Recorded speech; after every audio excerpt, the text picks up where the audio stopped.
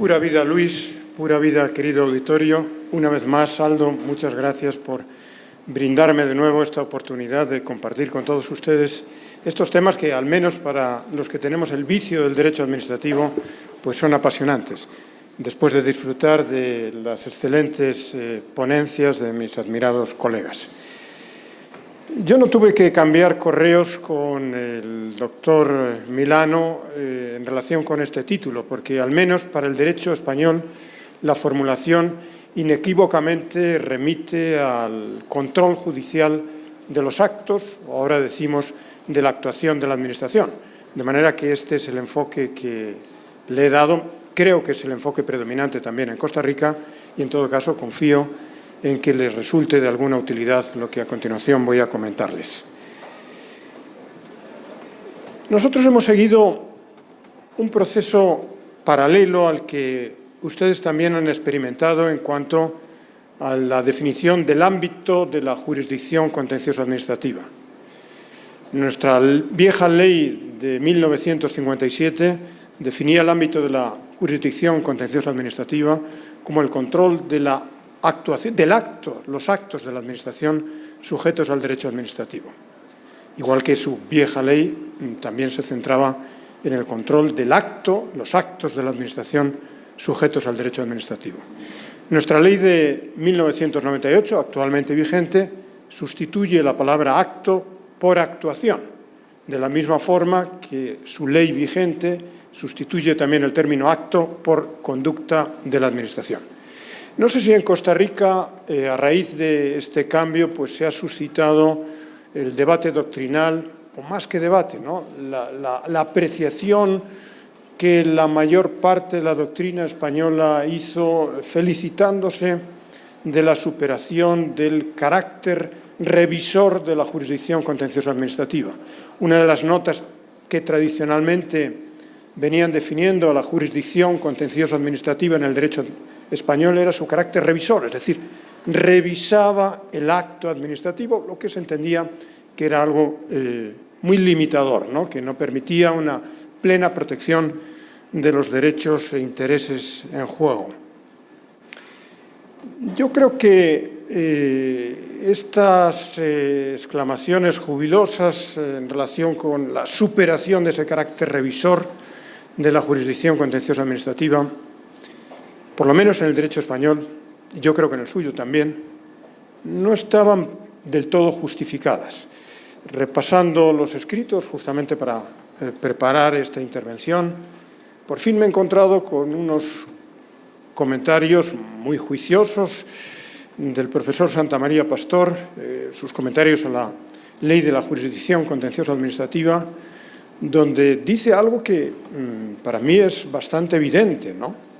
Dice que en realidad el recurso contencioso administrativo español desde 1956 nunca fue un recurso contra el acto, siempre fue un proceso, como hoy diríamos con la terminología actual, de plena jurisdicción. Es decir, el objeto del recurso contencioso administrativo siempre fue la defensa de los derechos e intereses legítimos, como por cierto, supongo que decía, solo he podido comprobar lo que dice su ley vigente, dice con toda claridad que el objeto es el acto y la conducta, pero con la finalidad de tutelar las situaciones jurídicas. Bueno, esto nosotros lo tenemos así desde el año 56, probablemente ustedes también lo tenían, es decir, nosotros siempre, al menos desde el año 1956, siempre hemos configurado el recurso contencioso administrativo como un proceso de tutela de derechos e intereses legítimos.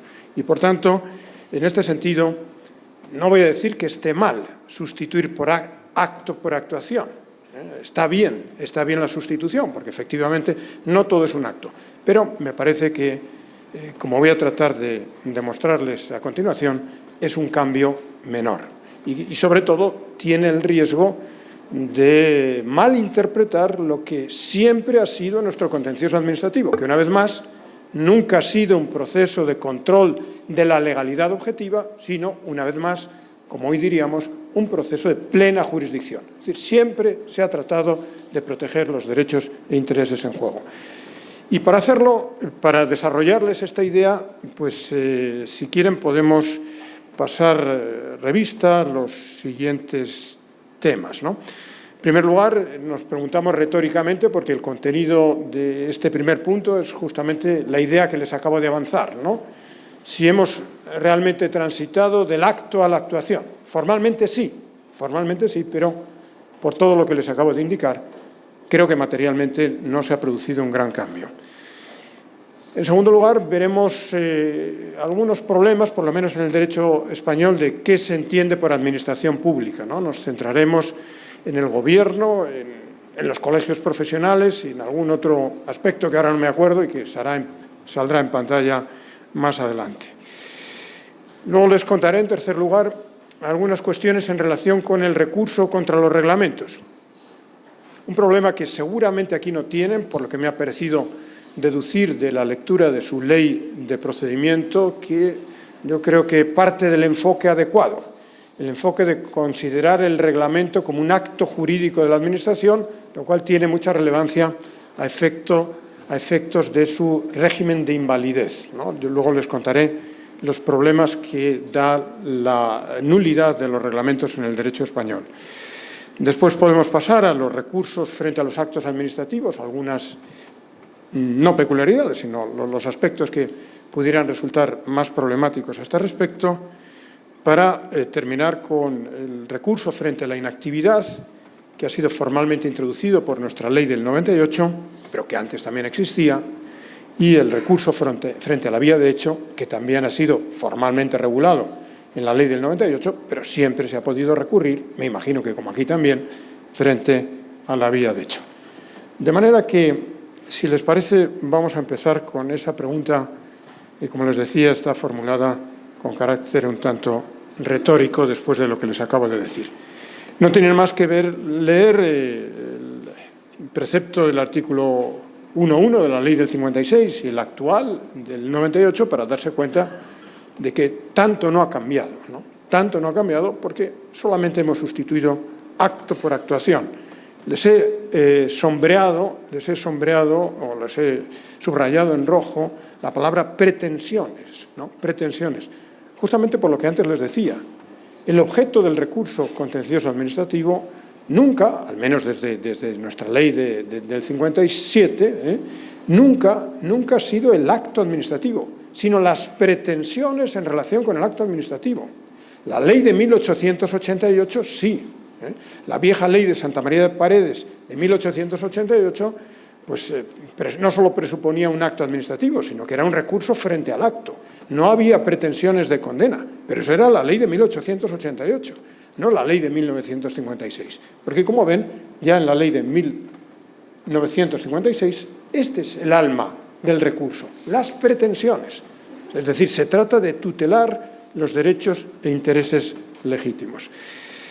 Siendo así las cosas, pues podemos decir que hemos superado el carácter revisor de la jurisdicción contenciosa administrativa, porque efectivamente hemos regulado un recurso frente a la inactividad y hemos regulado un recurso frente a la vía de hecho. Podemos decirlo, pero no sé con qué recorrido, no sé con qué alcance, porque lo cierto es que todo el sistema está pensado para que la Administración actúe, ¿no? No solo la posición institucional de la Administración, sino también las responsabilidades que la Administración tiene atribuidas, todo el sistema está pensado para que haya un acto administrativo. Y si no lo hay un problema, ¿no? Es unido pues, al particular régimen jurídico de eficacia de los actos de la Administración, su presunción de validez, su ejecutividad, ejecutoriedad. Aquí he visto que iba a decir que participan también de la cierta confusión, la distinción entre ejecutividad y ejecutoriedad, pero bueno, nos entendemos, ¿no? La presunción de validez y la posibilidad de ejecutar, utilizando medios forzosos, los actos administrativos. En definitiva, esta situación coloca a los particulares en la necesidad de recurrir, ¿no? Por tanto, salvo excepción, siempre tendremos que enfrentarnos con un acto administrativo. Además, ustedes creo que lo han relativizado un poco más, ¿no? Porque no exigen el agotar la vía administrativa, es decir, interponer recursos administrativos. Creo que su Tribunal Constitucional ha entendido que eso no era la interpretación más conforme y, bueno, están más avanzados que nosotros en ese punto, ¿no?, donde nosotros tenemos todavía algunos recursos administrativos que necesariamente hay que interponer, ¿no? Un poco como reflejo de esta idea de que en todo caso, haya actuado o no, hay que darle una oportunidad a la Administración de que solucione el conflicto antes de que éste se judicialice.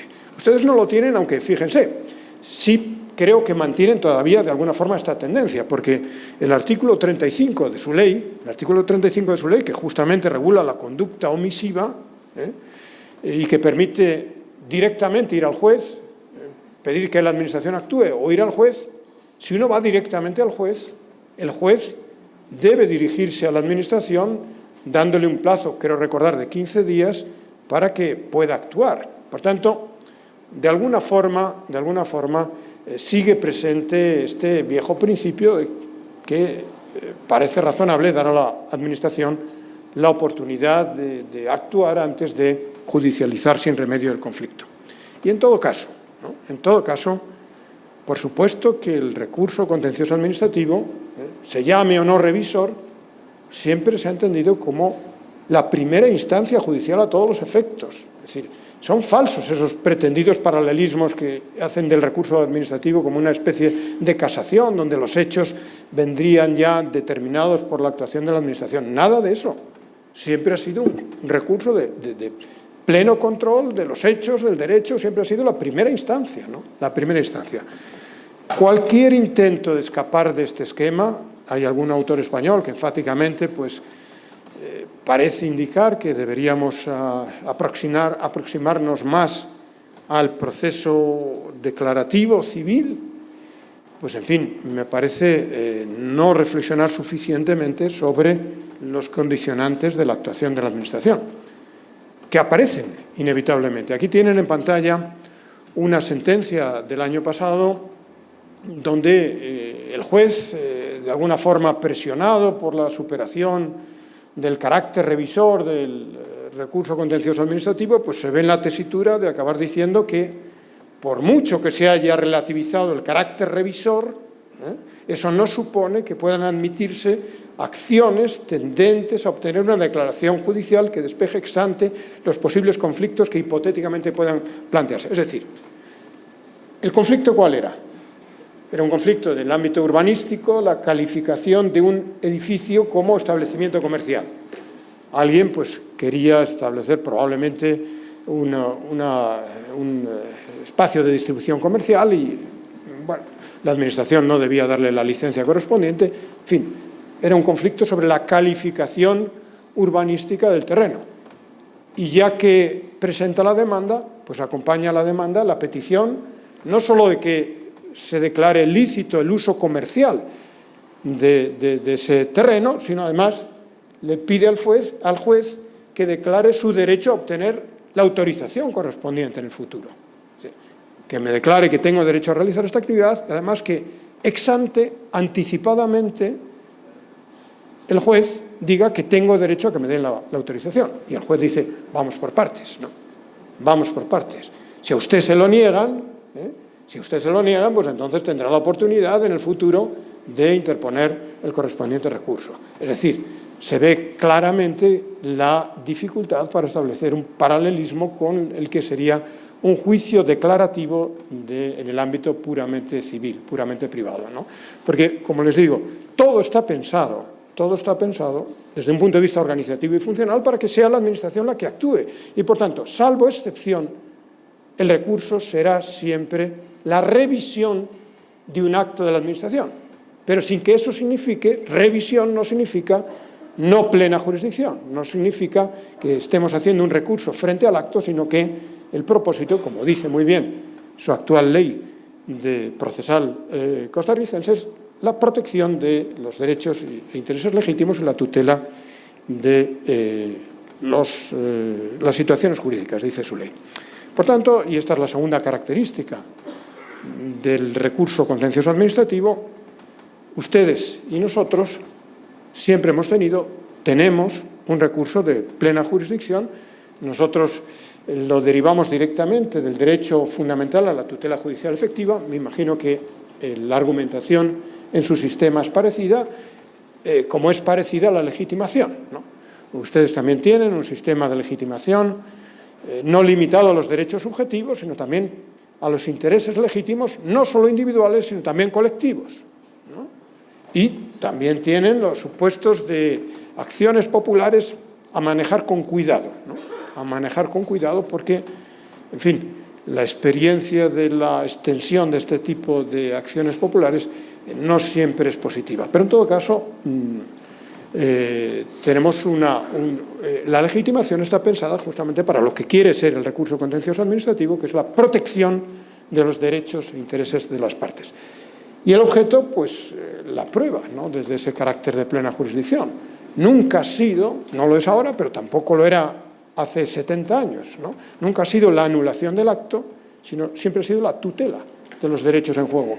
A veces eso exigía el reconocimiento de un determinado derecho, de una determinada situación jurídica, otras veces comportaba un mandato para la Administración y a veces también, como aquí también pasa, una indemnización, la previsión de una indemnización, respondiendo, por tanto, a la característica de que estamos ante un recurso de plena jurisdicción.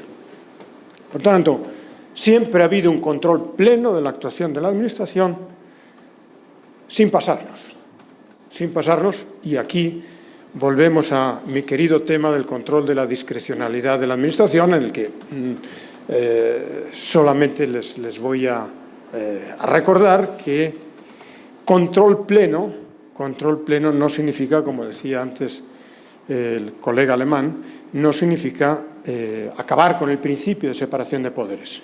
Una cosa es controlar el fondo de la discrecionalidad administrativa, que puede y debe hacerse con ayuda, sobre todo, de los principios generales del derecho. Naturalmente que hay que preguntarse si la decisión es proporcionada, si es razonable, lo que ustedes quieran. Hay que preguntarse todo eso, pero en muchos casos hay un punto donde esos criterios no arrojan una respuesta legal o ilegal, sino que siguen dejando un ámbito, un margen de apreciación que corresponde adoptar a la Administración y no al juez. Pero, en fin, dejemos para otro día el tema de la discrecionalidad administrativa. Ahora, sencillamente, estamos enfatizando la amplitud del control judicial, aunque, como les digo, sin pasarnos.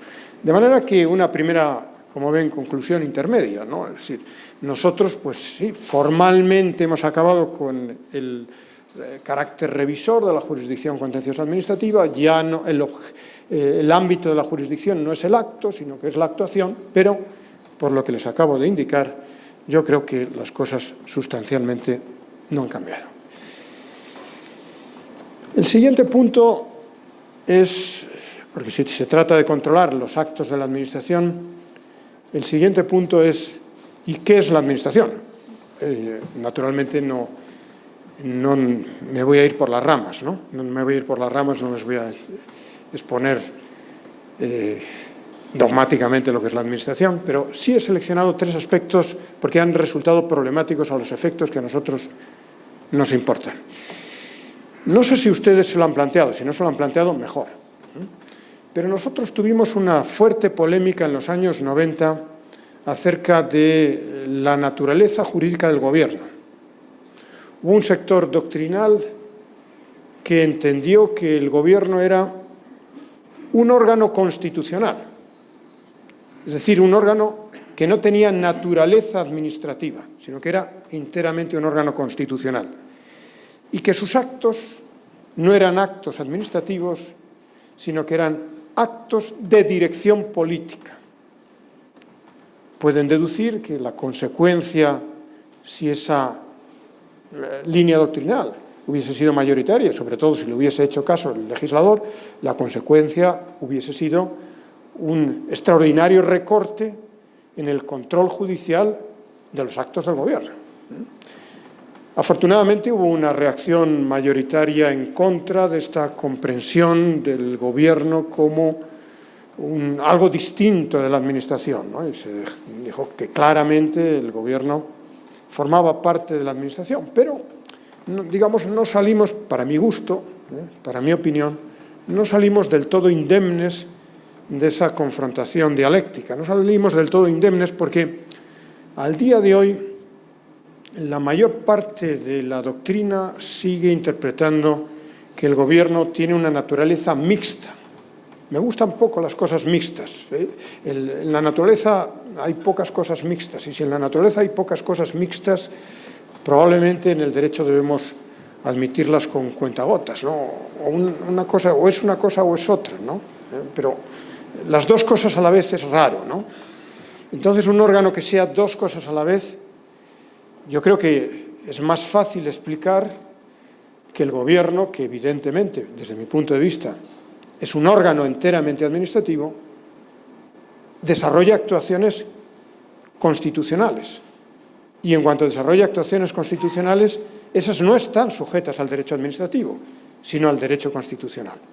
Es un órgano, igual que cuando los letrados de la Administración actúan en juicio, actúan judicialmente, actúan en un proceso.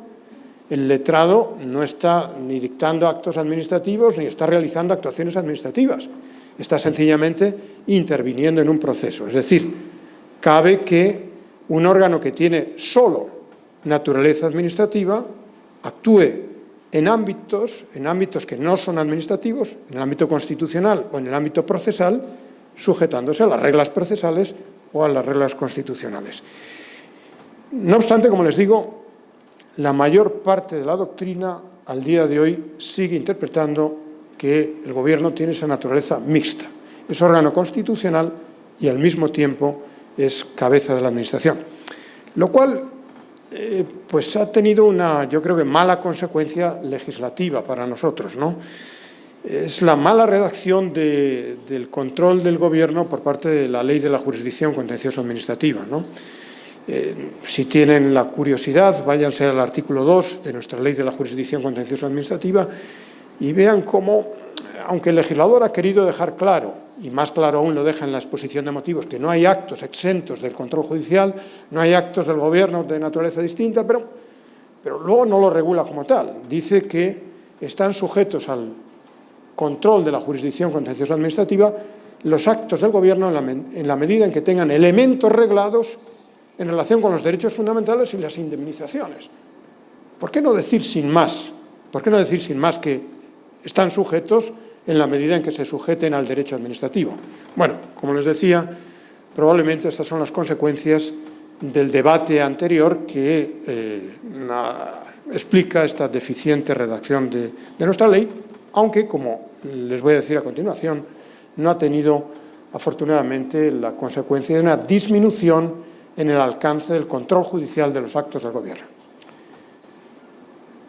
El segundo ejemplo que les voy a poner en relación con la delimitación de la Administración Pública, efectos de su control judicial, tiene que ver precisamente con la casa en la que estamos, ¿no?, que nos acoge, ¿no?, y que nos ha invitado a desarrollar este debate. Tiene que ver con la naturaleza jurídica de los colegios profesionales.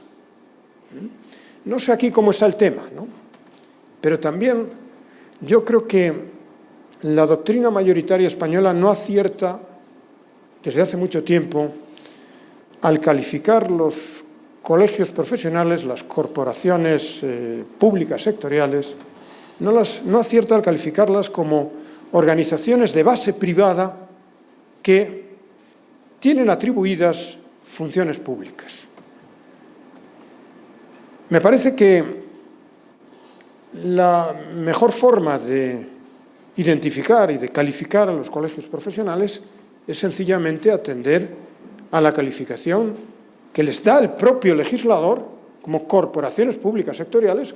Supongo que aquí son calificadas también formalmente como corporaciones públicas sectoriales, lo cual inequívocamente nos lleva al ámbito de lo público. Son organizaciones públicas en las que la colegiación es obligatoria. ¿Por qué si no habría de ser obligatoria? Y justamente porque son públicas y porque tienen funciones públicas, están sujetas al derecho administrativo. No obstante, una vez más, las dudas doctrinales acaban reflejándose en dudas en el legislador. Nuestra ley de la jurisdicción contencioso administrativa dice que están sujetas al control de la jurisdicción contencioso administrativa los actos adoptados en el ejercicio de las funciones públicas. Cuando los colegios profesionales ejercen funciones públicas, entonces dictan actos administrativos que están sujetos a la jurisdicción contencioso administrativa. Lo que pasa es que no es tan claro cuáles son esas funciones públicas. La jurisprudencia viene identificando una serie de actos inequívocamente públicos, todos los relacionados con la Constitución, es decir, creación, segregación, supresión, aprobación de estatutos, régimen de elecciones, el propio funcionamiento de los órganos de gobierno, con todo el régimen de convocatorias, sesiones, todo lo que tiene que ver con los derechos de los ciudadanos, colegiación, bajas o eventualmente el control de sus presupuestos. Aquí hay inequívocamente funciones públicas y, por tanto, cuando los colegios profesionales actúen en estos ámbitos estarían también sujetos al control de la jurisdicción contencioso administrativa. Otro ámbito cuya sujeción a la jurisdicción contencioso administrativa plantea problemas. No problemas de principio, no problemas de principio. No sé, en este punto, luego saldrá más adelante una duda que me surgió leyendo ayer su ley. No sé hasta qué punto compartimos la misma comprensión del contrato administrativo, porque ustedes, para mi gusto, introducen una expresión en la ley, luego tengo apuntada la referencia, luego saldrá, para mi gusto un poco confusa, porque dicen, se sujeta al control de la jurisdicción contencioso administrativa los contratos de la Administración, cualquiera que sea su naturaleza jurídica. Cualquiera que sea su naturaleza jurídica, a mí eso me destapa algún interrogante. Por eso, no sé hasta qué punto compartimos la comprensión. Nosotros tenemos una tradición legislativa, a diferencia de nuestros colegas alemanes, que siempre han regulado poco el tema del contrato administrativo. Nosotros tenemos una ley de contratos del año 70, dicho entre paréntesis, mejor que la actual. Mejor que la actual. Por eso ayer, cuando les oía hablar de reformas, les sugería que siguieran haciendo bien las cosas, es decir, con comisiones, no reformas apresuradas que salen del Ministerio y que no se sabe quién ha hecho o quién ha influido, sino con comisiones de estudio y tomándose su tiempo, a veces los 8 años que ustedes se han tomado, justamente para hacer bien las cosas y para asegurarse de que la reforma es para bien, Yo diría que nuestra ley de los años 70 de contratos era mejor que lo que hoy tenemos. Pero nosotros siempre hemos tenido en claro que los contratos públicos tienen una fase separable. No es exactamente no son exactamente los actos separables franceses, no es exactamente, pero una parte de derecho administrativo siempre sujeta al control de la jurisdicción contencioso administrativa, y luego los efectos y la extinción, pues depende.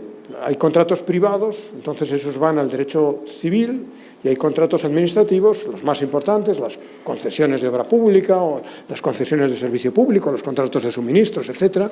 Los más importantes siguen siendo contratos administrativos y estos siguen sujetos al derecho administrativo, pero bueno, les he hecho un paréntesis porque no era esto exactamente lo que les quería decir. La complicación viene justamente por culpa del derecho europeo. No es por culpa del derecho de la Unión Europea, porque en realidad la culpa la tenemos nosotros, la tienen los Estados. En concreto, España fue sancionado por el siguiente supuesto, Aunque nosotros siempre hemos tenido esa ley de contratos que les he dicho de los años 70, pues también hemos tenido el fenómeno al que se refería antes el profesor Pilov, de la huida al derecho privado. Y claro, esa libertad de elección de formas es extraordinariamente problemática, o dicho de manera directa, casi siempre sale mal. Casi siempre sale mal porque la libertad de elección de formas es al final la libertad de elección de regímenes jurídicos. Y como la ley de contratos es una ley de controles, pues a la Administración española, siempre con buenos principios, siempre apelando a la eficiencia, Pues se le ocurrió constituir una sociedad mercantil cuyo capital controlaba el 100%, cuyo cometido era encargar a terceros la construcción de prisiones. Era una función enteramente administrativa, netamente administrativa, son contratos de obra que debía haber adjudicado directamente a la Administración. Pero se dice, no, los procedimientos administrativos son lentos, son poco eficaces, se encarecen, vamos a crear mejor una sociedad mercantil que sea ella la que contrate con terceros la construcción de prisiones. Aquí fuimos sancionados por el Tribunal de Justicia de la Unión Europea justamente por no respetar los principios que tratan de afirmar las directivas, que son los de publicidad, concurrencia e igualdad, allí donde materialmente haya contratación pública. A lo que les voy es que este problema, la sociedad española de construcción de prisiones y otros que ha habido en toda Europa, porque todos los estados han tenido esa tendencia a escaparse de los controles públicos, justifica la creación de un concepto extraño, difícil de transponer a los derechos nacionales, un concepto de derecho de la Unión Europea que es el derecho de poder adjudicador. Es decir, el derecho de la Unión Europea en materia contractual adopta no una perspectiva formal, sino una perspectiva material. Es decir, no importa la forma jurídica, importa si materialmente hay contratación pública. Por tanto, aunque usted haya adoptado una sociedad pública mercantil, si la financiación es al 100% pública o el control es público, y además se persiguen finalidades de interés general, yo le exijo la aplicación de los principios contractuales públicos. Entre paréntesis, esta opción por la perspectiva material es inevitable en el ámbito de la Unión Europea porque son 27 tradiciones jurídicas muy distintas y, por tanto, hay que asegurarse de que materialmente se aplican las mismas reglas para todos, pero yo lo desaconsejaría como opción general. Creo que debemos conservar las formas jurídico-públicas y la vinculación del derecho administrativo a las administraciones públicas, pero, en fin, seguramente mañana al hablar del procedimiento, pues tendremos ocasión, por lo menos, de que yo les exprese mis suspicacias acerca de estas fórmulas de las ITVs, los controles que aquí también tienen de las condiciones de seguridad de los vehículos, ¿no? Yo, en lo posible, preferiría pensar que las ITVs, la TIF alemana, las ITVs no suponen ejercicio de funciones públicas por los particulares. Yo preferiría pensar que sencillamente es una actividad regulada y que actúan, como sucede en el derecho español, sobre la base de una autorización, una concesión, pero sin ejercer poder público. Lo que hace el poder público es reconocer efectos públicos a un acto privado. Yo creo que no es bueno ir por esa vía, pero, en fin, lo podemos discutir.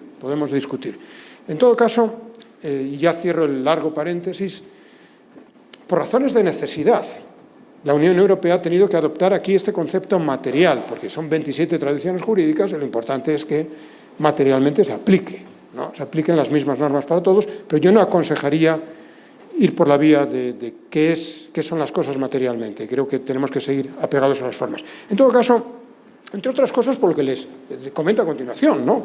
¿Qué significa que los poderes adjudicadores, es decir, una sociedad pública mercantil, tenga que sujetarse a las normas públicas contractuales? Pues significa que la ley dice, se les aplicarán las normas de preparación y adjudicación. Y la pregunta es, ¿y cómo aplicamos normas que sustancialmente prevén el desarrollo de procedimientos administrativos, informes, convocatorias de procedimientos públicos? ¿Cómo le aplicamos todo esto a una sociedad privada? Y luego dice la ley española, y a estos efectos se entenderá, a efectos de los recursos administrativos y judiciales, se entenderán que los actos dictados por una sociedad pública mercantil son actos administrativos. ¿Cómo una sociedad pública mercantil puede dictar un acto jurídico administrativo? Ciertamente lo hace en el contexto en el que les acabo de indicar y además lo hace, dice la ley, a efectos de los recursos administrativos y judiciales. En definitiva, como ven, esta obligada extensión de la jurisdicción contencioso administrativa a determinados actos dictados por empresas públicas mercantiles resulta problemática desde un punto de vista dogmático. El siguiente punto tiene que ver con los distintos tipos de recursos o frente a las distintas actuaciones frente a las que se pueden plantear, ¿no? En primer lugar, el recurso frente a reglamentos, que no es ninguna novedad para ustedes.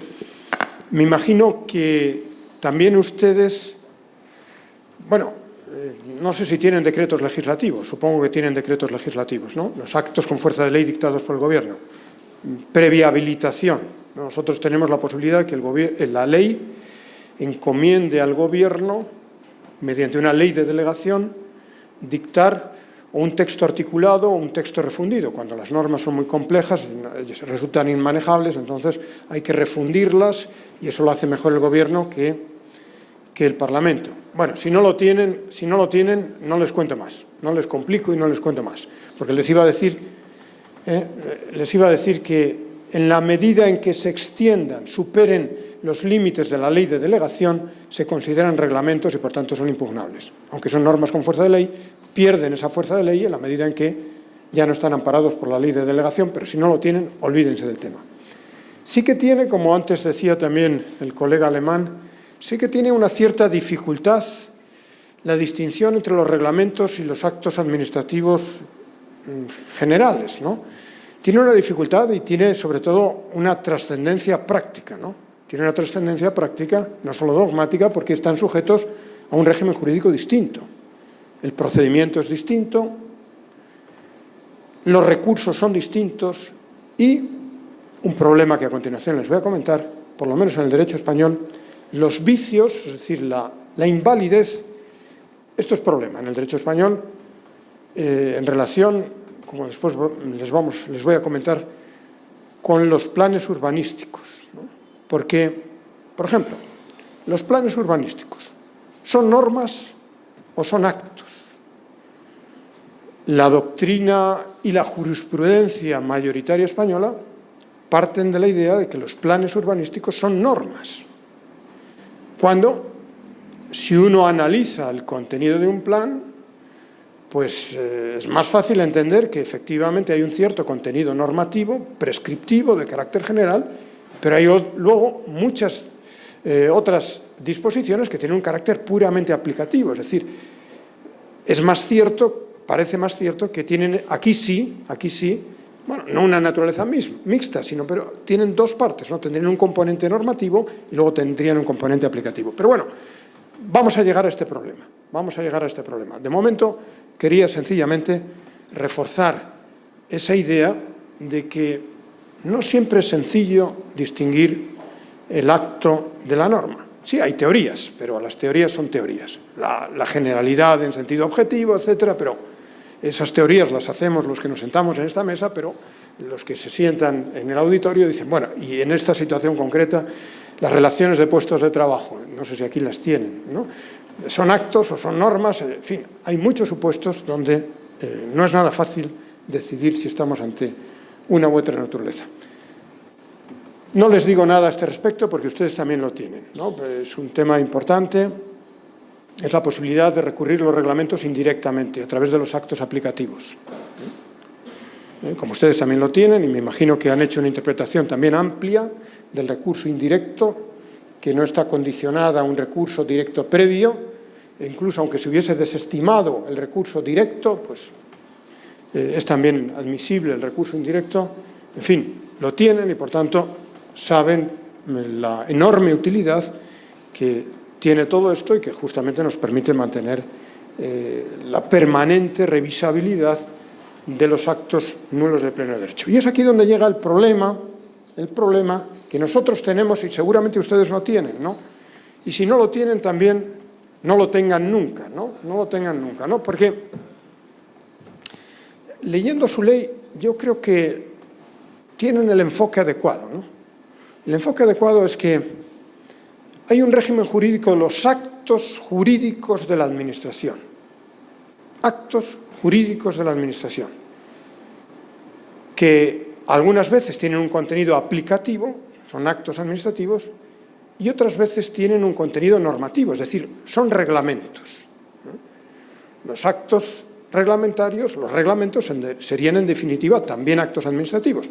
No en vano la clásica definición doctrinal de origen italiano, de Zanovini, que nosotros repetimos y probablemente ustedes también, pues justamente al referirse a los actos administrativos termina diciendo declaraciones de conocimiento, voluntad, etcétera, dictados en el ejercicio de una potestad, y tenemos que añadirle, cosa que no hacía Zanovini, distinta de la reglamentaria.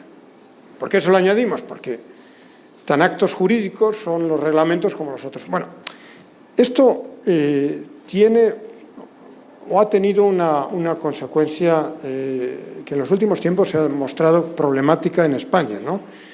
Y es cuál es el régimen de los vicios de la anulabilidad, ¿no? Lo he estado mirando en su ley, yo creo que ustedes no distinguen vicios de nulidad del acto y del reglamento, por eso les decía, yo creo que no tienen este problema. Yo creo que son vicios de nulidad del acto administrativo, sin más, ¿no? Es así. Bueno, pues no tienen este problema, pero nosotros arrastramos una tradición legislativa del artículo 47, era el 47 en la Ley de Procedimiento del 58 y sigue siendo el 47 hoy. El 47.1, nulidad de pleno derecho de los actos, 47.2, nulidad de los reglamentos.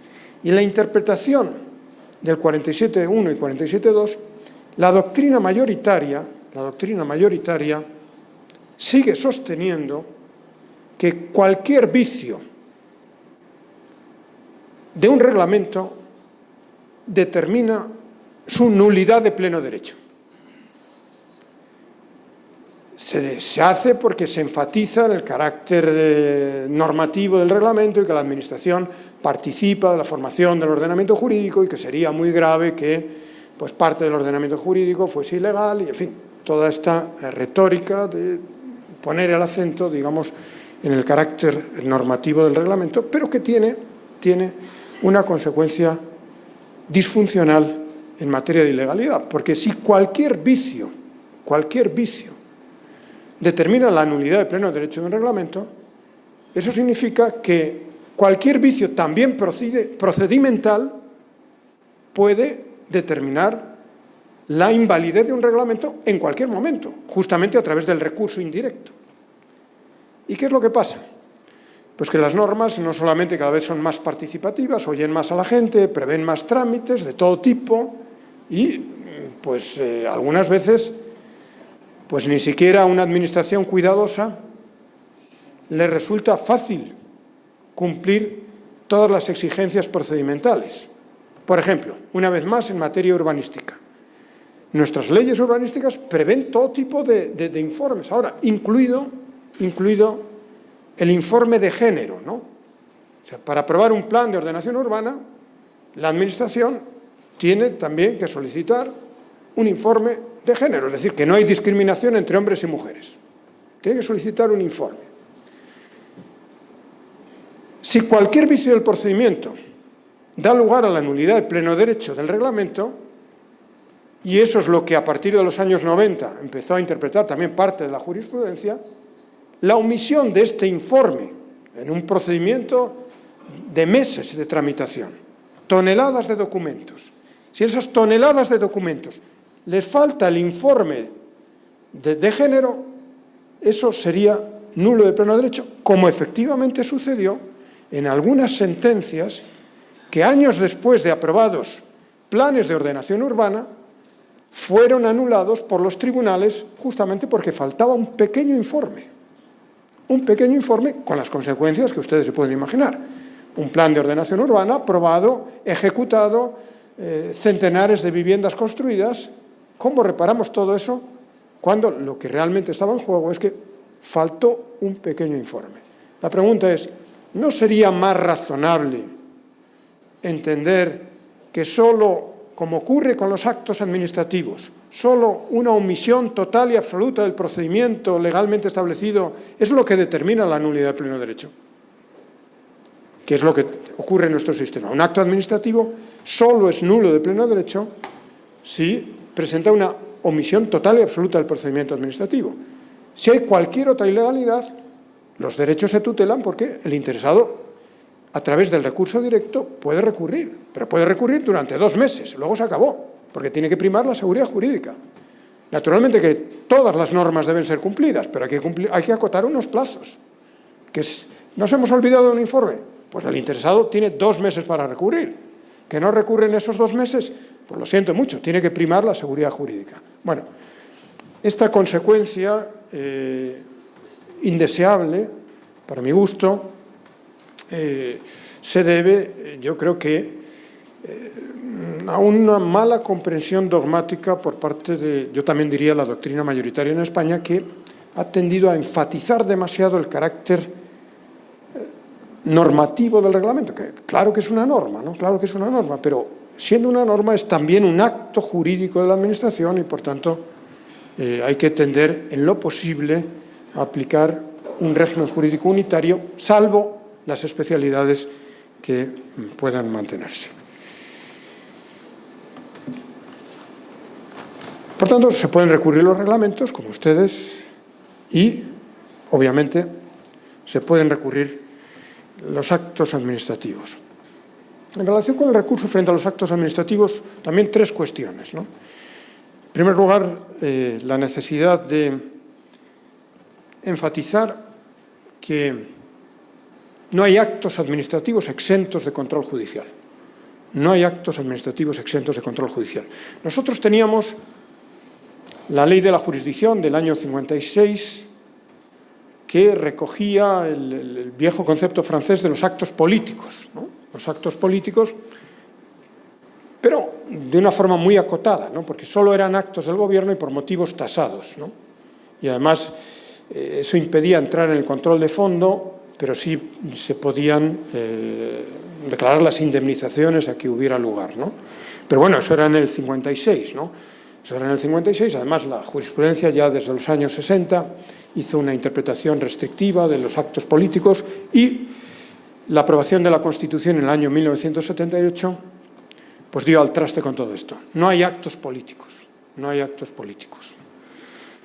No hay actos políticos, pero recuerden el debate que comentábamos hace unos minutos. Sí discutimos si había actos de dirección política, que es lo mismo con otro nombre, ¿no? Es lo mismo con otro nombre.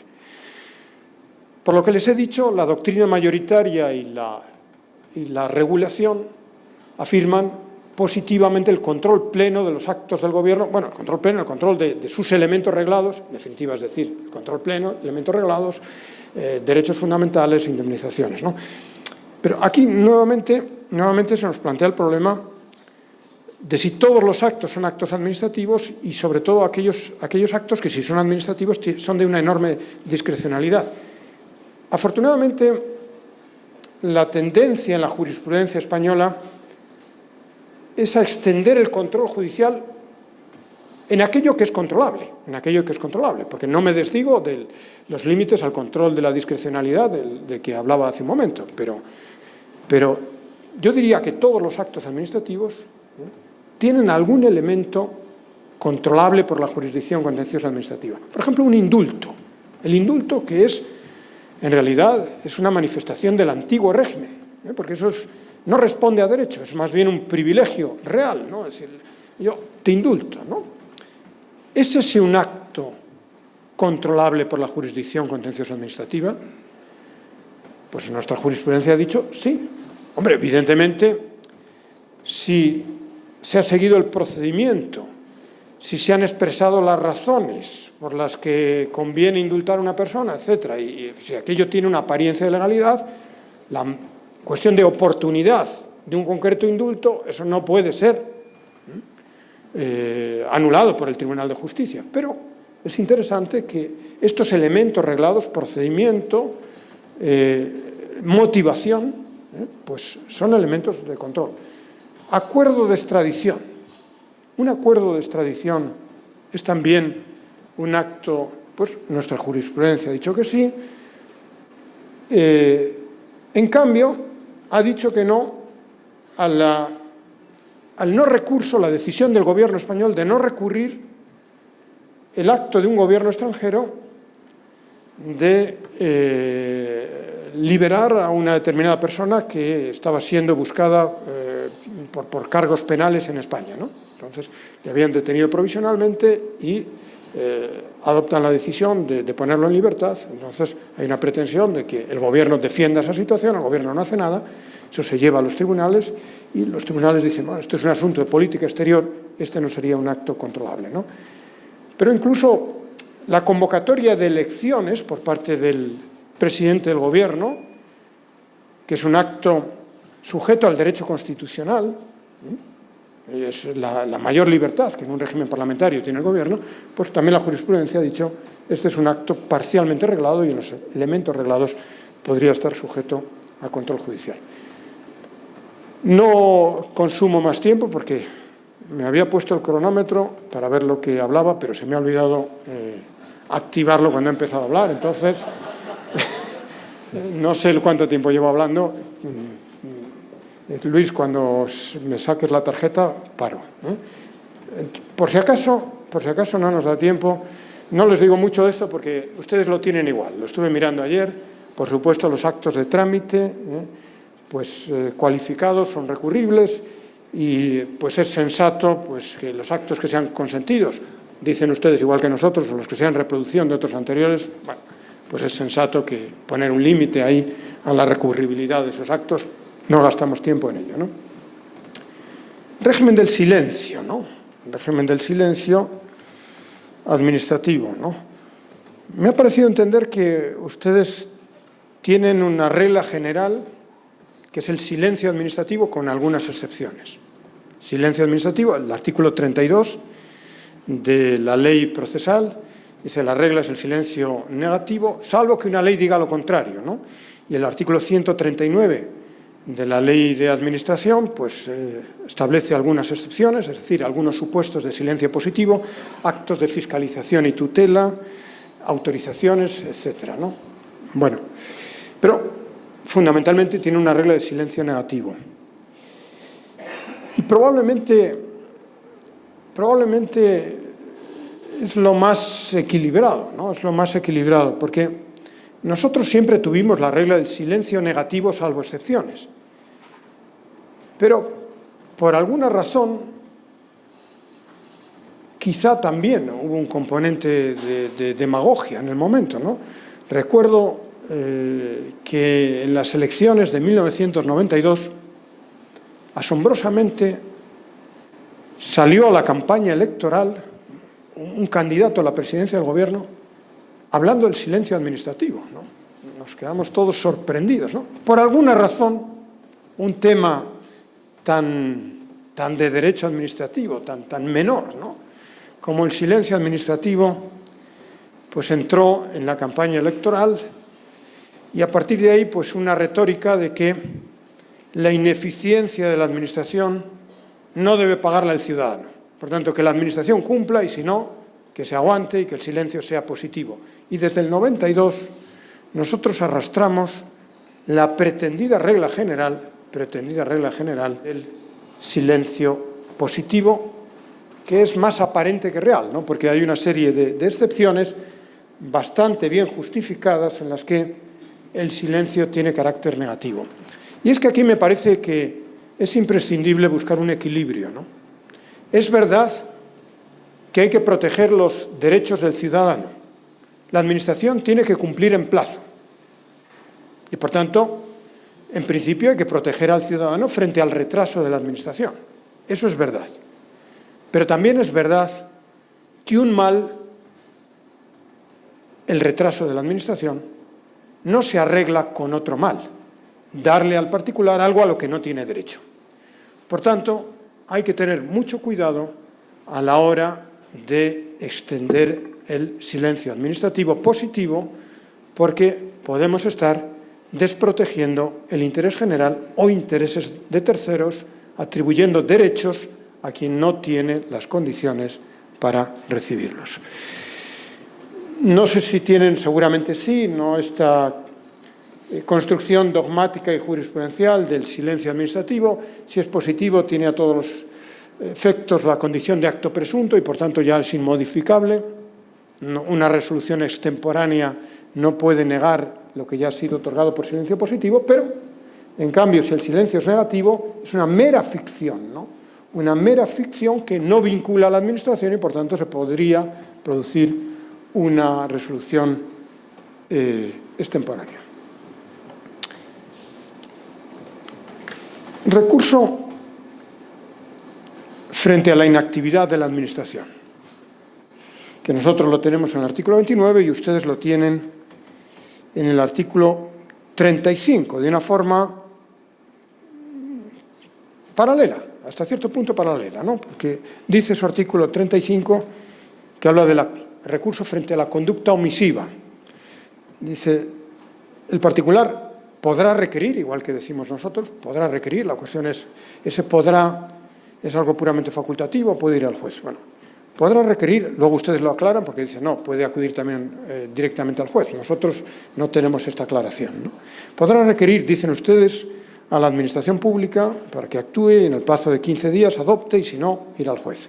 O acudir directamente al juez, pero como antes les decía, entonces el juez dará a la Administración Pública un plazo de 15 días para que actúe. Por lo tanto, van al juez, pero el juez vuelve a la Administración para darle 15 días a la Administración para que actúe. Esa es su regulación.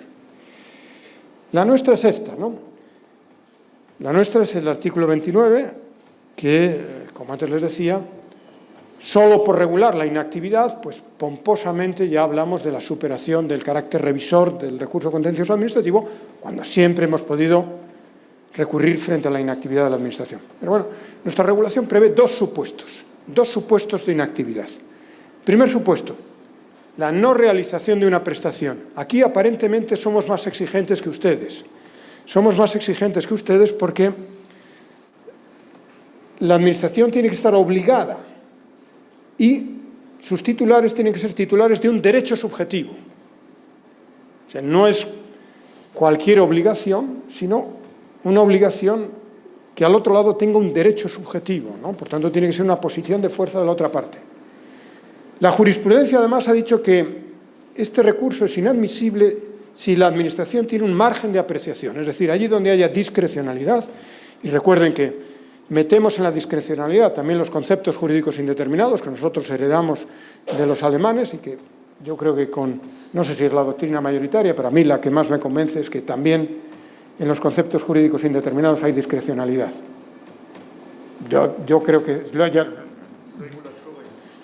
Bueno, no, la regulatoria, eso es otro tema, pero yo creo que detrás del concepto jurídico indeterminado, yo creo que me puede corregir luego nuestro querido colega alemán. Yo aquí meto, en todo caso, los conceptos jurídicos indeterminados. Es decir, si hay margen de apreciación, esto ya no sirve, ¿no? Por tanto, como ven, tenemos un régimen exigente, pero la jurisprudencia ha condenado, o sea, en alguna sentencia ha condenado a la Administración a dictar un reglamento.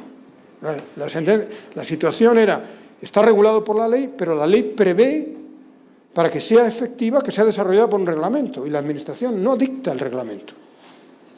La sentencia no solamente condena a la Administración a dictar ese reglamento, sino que le pone un plazo. Le da un plazo de unos meses para dictar ese reglamento. O, segundo supuesto, el primero es la no realización de una prestación a que el particular tiene derecho, la no ejecución de actos firmes.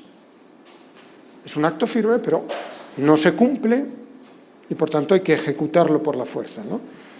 El interesado puede solicitar su ejecución.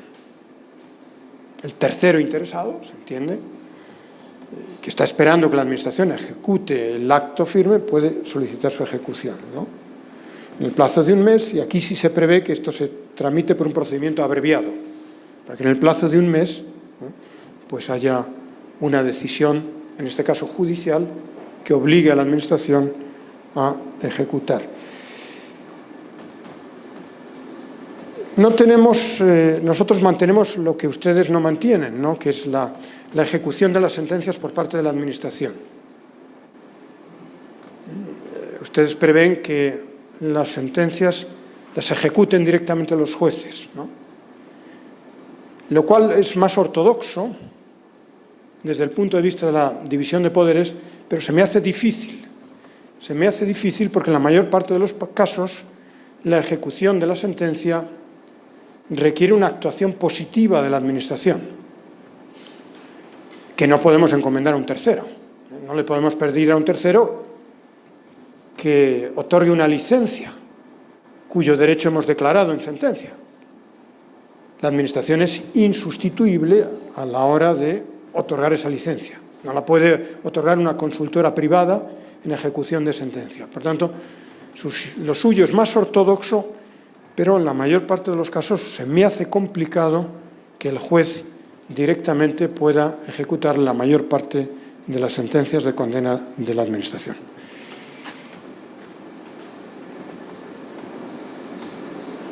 Y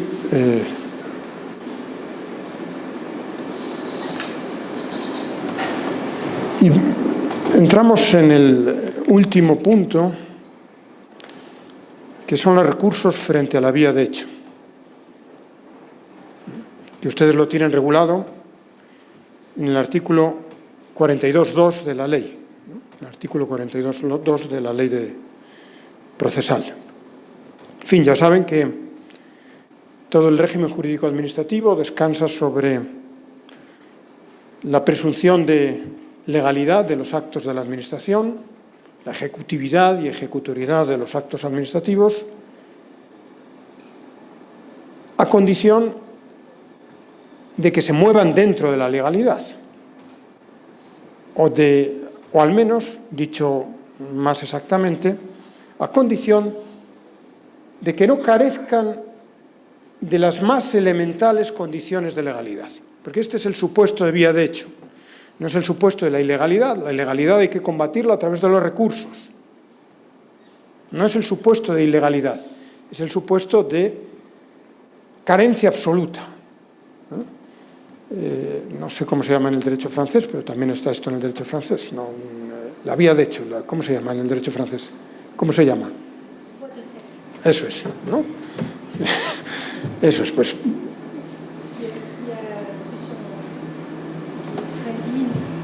Eso, y no sé si vosotros lo tenéis, la vía de hecho la tenéis vosotros.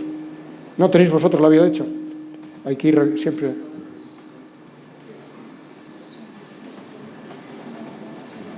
Bueno, en todo caso, no sé si aquí se exigen las dos condiciones que exigimos nosotros. Tiene que haber una actuación coactiva y tiene que ser una infracción grave del ordenamiento jurídico. Se equipara a la infracción grave la nulidad de pleno derecho. Por supuesto, si el acto no existe o si es nulo de pleno derecho. Y esto siempre se ha podido recurrir frente a la vía de hecho, pero ahora, desde el 98, lo tenemos como un recurso específico, ¿no? Un recurso específico en el que quizá no sea oro todo lo que reluce, ¿no? Quizá no sea oro todo lo que reluce. Hombre, si no hay acto administrativo, obviamente hay que utilizar esta vía, ¿no? Pero en el supuesto más frecuente de que entendamos que el acto es nulo de pleno derecho, probablemente, desde la perspectiva del abogado, probablemente sea más sensato aconsejar al cliente que recurra el acto administrativo a que vaya por la vía de hecho. Porque la vía de hecho presupone que sea apreciada como tal por el tribunal. Y el riesgo de iniciar la vía de hecho es que el tribunal diga no hay vía de hecho, eventualmente hay una ilegalidad, con lo cual pasan los plazos y, por tanto, podemos derivar a una situación de indefensión. Si hay acto administrativo, probablemente es más seguro recurrir el acto administrativo. Hombre, aquí hay algunas ventajas. Hay algunas ventajas que esto tiene prácticamente garantizada la tutela cautelar automática, ¿no? Las medidas cautelares son casi automáticas, pero corremos el riesgo de que el juez nos diga no es vía de hecho y perdemos la oportunidad de recurso, ¿no? De manera que yo creo que En fin, hemos ocupado demasiados minutos y, por tanto, su paciencia. No sé si les apetece o no que leamos las conclusiones que tratarían de resumir lo que ya está dicho. Probablemente están suficientemente cansados como para sencillamente reiterar a modo de conclusiones algunas de las cosas que ya se han dicho y sencillamente, pues, mientras me despido y les agradezco una vez más su atención, pues les proyecto en pantalla lo que podría ser el resumen final de esta intervención, agradeciéndoles una vez más pues, la atención en este acto y, naturalmente, como el resto de mis colegas, me someto gustoso a sus preguntas.